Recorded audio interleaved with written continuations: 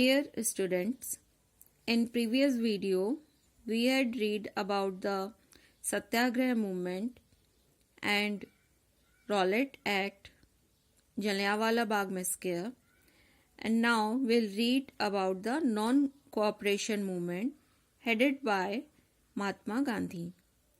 So in his famous book Hind Swaraj 1909, Mahatma Gandhi declared that British rule was established in India with the cooperation of Indians and had survived only because of this cooperation.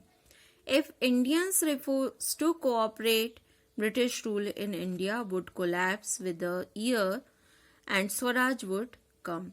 तो गांधी जी क्या सोचते थे कि उन्होंने जो अपनी book लिखी हिंद स्वराज 1909 में उन्होंने कहा कि जो भारत में ब्रिटिशर्स रूल कर रहे हैं, इंडिया में ब्रिटिशर्स रूल कर रहे हैं, वो किस लिए कर रहे हैं? क्योंकि इंडियंस ने ही उनको सपोर्ट किया है और उनके साथ कोऑपरेट कर रहे हैं. अगर इंडियंस उनको कोऑपरेट करने से रिफ्यूज कर दे तो विद इन अ ईयर जो ब्रिटिशर्स है वो भारत से चले जाएंगे और हमारे लिए स्वराज आ जाएगा. लेकिन ये हम कैसे करें? यहाँ पे कोऑपरेशन की बात की हुई है और अब हम किस बारे में पढ़ रहे हैं? Non cooperation movement. How could non cooperation become a movement? Gandhi ji proposed that movement should unfold in stages. It should begin with the surrender of title that the government awarded and a boycott of civil services, army, police, courts and legislative council, school and foreign goods. Then in case the government used repression, a full civil disobedience campaign would be launched. Through the summer of 1920, Mahatma Gandhi and Shaukat Ali toured extensively, mobilizing popular support for the movement.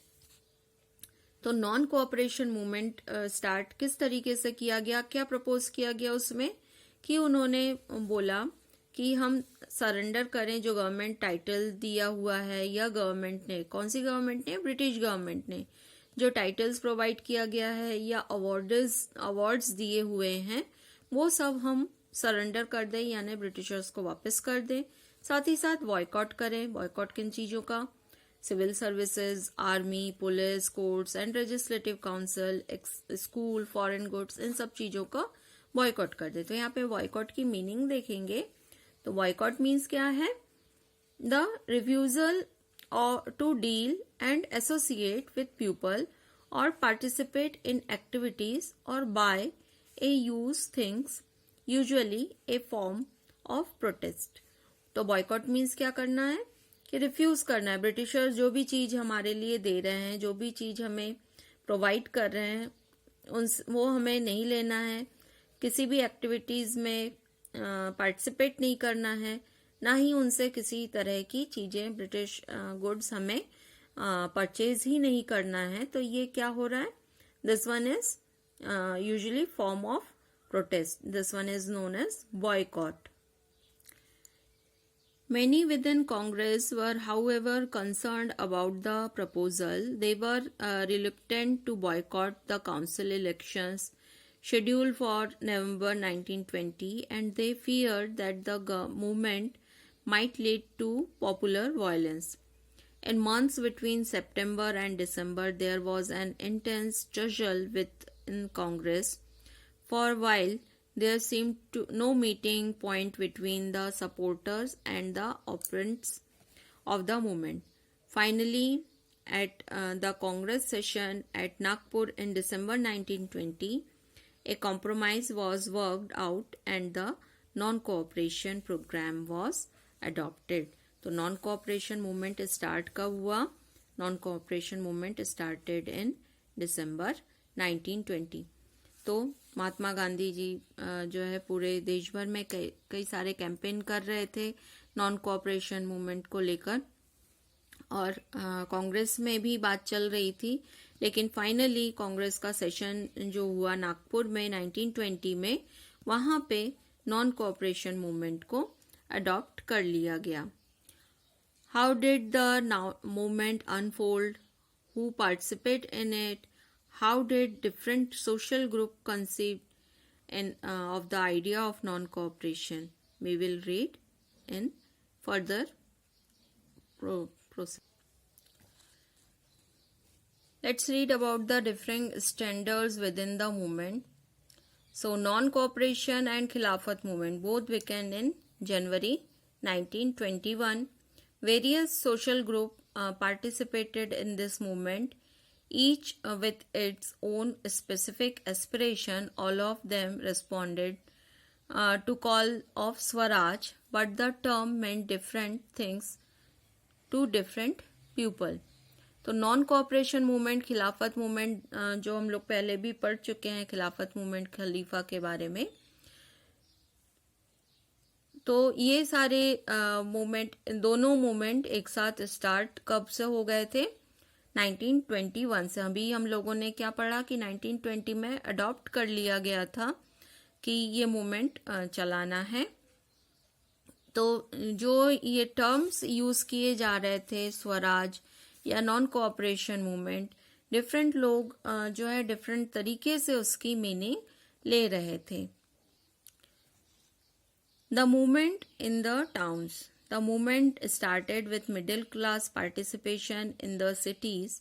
Thousands of students left government controlled school and colleges. Headmaster and teachers resigned and lawyers gave up their legal practices. The council elections were boycotted in the most provinces except Madras, where the Justice Party, the party of non-Brahmins, felt that entering the council was one way of gaining some power, something that usually only Brahmins had access to. तो देश भर के लोगों ने boycott process जो है वो start कर दी थी.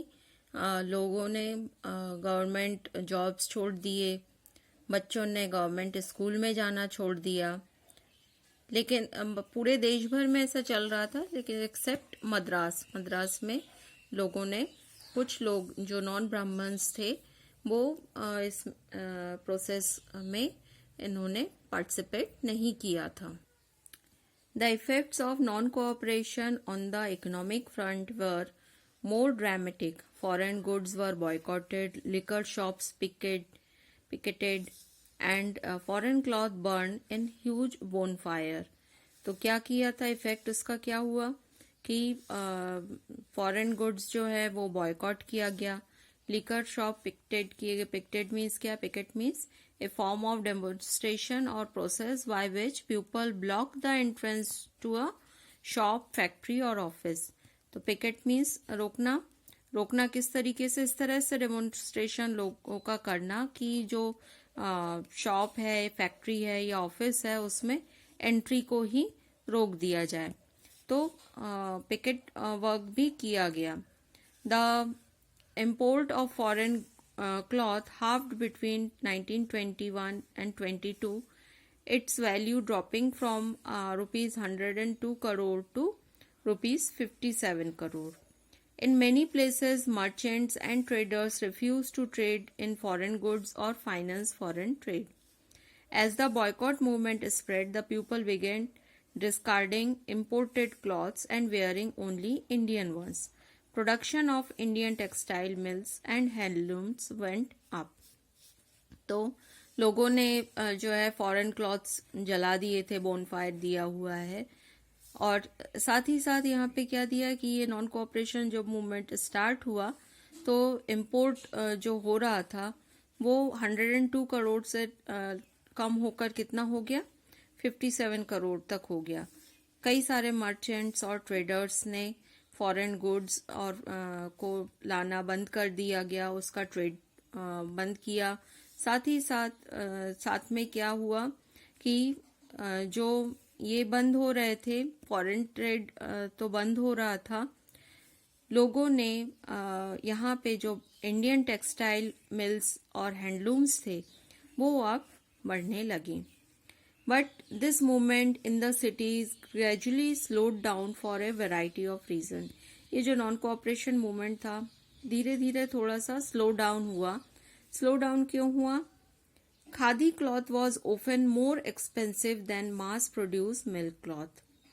तो हमने पहले भी पढ़ा हुआ है कि जो ब्रिटिश क्लॉथ आ रहा था, ब्रिटिशर्स जो एक्सपोर्ट कर रहे थे, या हमारे देश में जो आ रहा था इंपोर्ट होके, वो सस्ता था, चीप क्लॉथ था, जबकि खादी उस समय महंगी हुआ करती थी and poor people could not afford to buy it. How then they could boycott milk cloth for too long? Similarly, the boycott of British institution posed a problem. British institution जो हम लोगों ने पढ़ा अभी कि boycott किया गया था स्कूल्स का या दूसरे चीज़ों के लिए, जजमेंट वगैरह के लिए, तो इंस्टीट्यूशन तो हम बॉयकॉट कर दें, लेकिन उसकी जगह पे दूसरे इंस्टीट्यूशन, अल्टरनेटिव इंडियन इंस्टीट्यूशन को सेटअप करने की जरूरत उस समय फील की गई, so that they could be used in place of British one. These were slow to come up, so students and teachers began trickling back to government schools and lawyers joined back work in government courts. तो धीरे धीरे क्या हुआ कि क्योंकि तुरंत तो Indian institution का सेटअप नहीं हो सकता था, तो बाद में कुछ समय बाद जो इंस्टीट्यूशंस थे, गवर्नमेंट इंस्टीट्यूशन हैं, उसमें ही स्टूडेंट, टीचर, लॉयर्स वगैरह वापस जाके वर्कआउट करने लगे. तो इस तरीके से हमने नॉन कोऑपरेशन मूवमेंट का इफेक्ट जो है वो सिटी साइड में देखा. नेक्स्ट वीडियो में हम देखेंगे कंट्री साइड और विलेज साइड में उसका क्या इम्पैक्ट रहा, नॉन कोऑपरेशन मूवमेंट का इम्पैक्ट क्या रहा.